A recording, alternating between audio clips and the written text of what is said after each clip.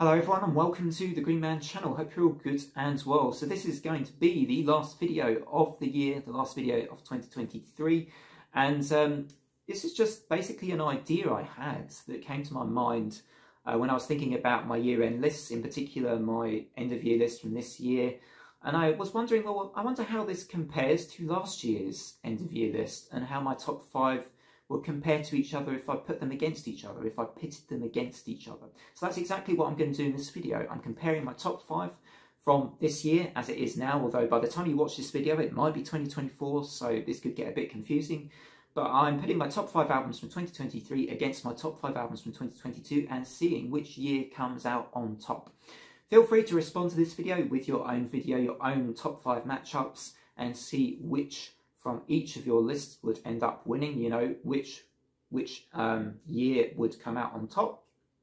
And so when doing this, I found this really difficult because it sort of ends up, you know, with the personal context of these videos, it always ends up, well, which album are you more likely to reach out to, I think, rather than which album is sort of perhaps the critically better album, which is always the way I find with a lot of my lists. It often doesn't come down to the technically better, the better album as a critical kind of, from a critical point of view, but the one that connects to me personally a bit more. So we have that happening a bit, I think, in these matchups. I have somewhat decided on some of these already, but this is going to be interesting because I don't think it's necessarily a foregone conclusion here. This was tough. These years are very well matched, I think, at least with my top 5s they are. So which one wins is going to be interesting to see. So let's start with the first matchup here. We've got Macy Peters for Good Witch from 2023 against Porcupine Trees Closure Continuation from 2022. A tight contest, but two totally different genres, which makes this one pretty difficult to do. So Macy Peters for Good Witch, this is a pop album and it's very enjoyable, very fun to listen to, very catchy, very sharp, very witty, and you know, pretty brutally honest as well. Now the Porcupine Tree album Closure Continuation is very smart, very clever, and you know, certainly you can sense the you know, the Stephen Wilson input in that album. It's great to see them having come back together for the first time since the incident, and after that long gap they showed, you know, that they are as good as they ever were. For me at least, they were as good as they ever were with that album. But when it boils down to it, which album am I more likely to reach out to? Which album is more likely to put a smile on my face and to lift my spirits when maybe I need that? It's actually, I thought about this and I was like, God, I think it's the Macy Peters. I think it's that album. And I have listened to that a bit more than I've listened to Closure Continuation since Closure Continuation's released last year. I've had longer with Closure Continuation, but I think this is controversial, but I think Macy Peters actually wins this one. So it's 1-0 to 2023 so far. But next up we have another very difficult matchup, an extremely difficult matchup. Two titans, Enslaved and Heimdall, goes against Queensryche and Digital Noise Alliance. Who's going to win this one? Well, I'm still changing my mind even now on this one. God. Heimdall has a lot of great classic Enslaved moments.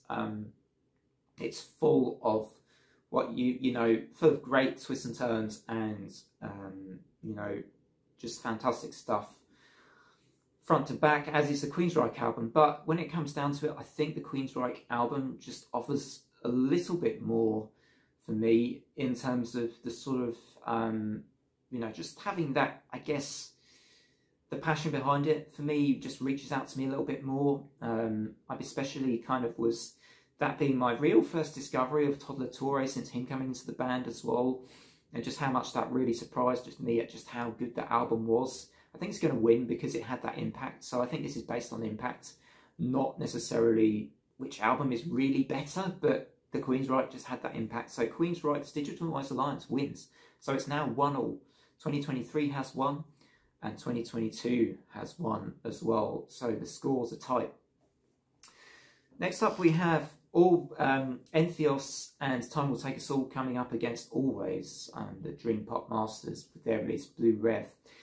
And this is for me, this was the easiest decision, and it's simply because of my love for the band I'm talking about here, which is Always.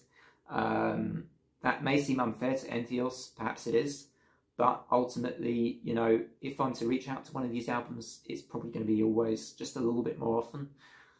Again, for reasons of that personal connection to the album as well. Great album, great return to form for Always. In fact, it's not a return to form, it's just a great album from Always. Their previous album was incredible, Antisocialites for me. But the Entheos album, don't take it away from them. This is a superb album, and like I said, that has one of, for me, maybe my favourite opening track of 2023, Absolute Zero, which is just killer riffing. So, you know, tough one again, but for me it was the easiest choice just because the Always album is fantastic, and I'm still going back to it loads, despite its release being last year. So it's now, if I'm right, it's 2-1 to 2022, but can 2023 come back into this contest? Maybe it can equalise, let's see. Soilwork is Baba Ganoush versus Soilwork next. So the Baba Ganoush record was Jumbo Pets, and the Soilwork record was Overgiven Hetten. Both of these albums I could reach out to any time of day. So this is, again, this is a really tough one. Both have songs on that I love, that make me feel certainly a level of emotion, like that is definitely the case with both of these. As I say, this is a horrible one to try and decide on. God, I think maybe Baba Ganoush feels like the album that maybe just has a consistent level on it throughout, even with its different styles. The Soilwork has a few tracks on that maybe I dip out of a little bit. So because of that, because I'm a little bit more selective with the Soilwork, but only a tiny bit more selective, Baba Ganoush is going to win this one. And therefore we're now at 2-2. So it's a close contest. So it's 2 to 2023 and 2 to 2022. It's a draw currently, but we have the decider next. We have two incredible prog metal albums here. We have Tesseract's War of Being against Persephone's Metanoia.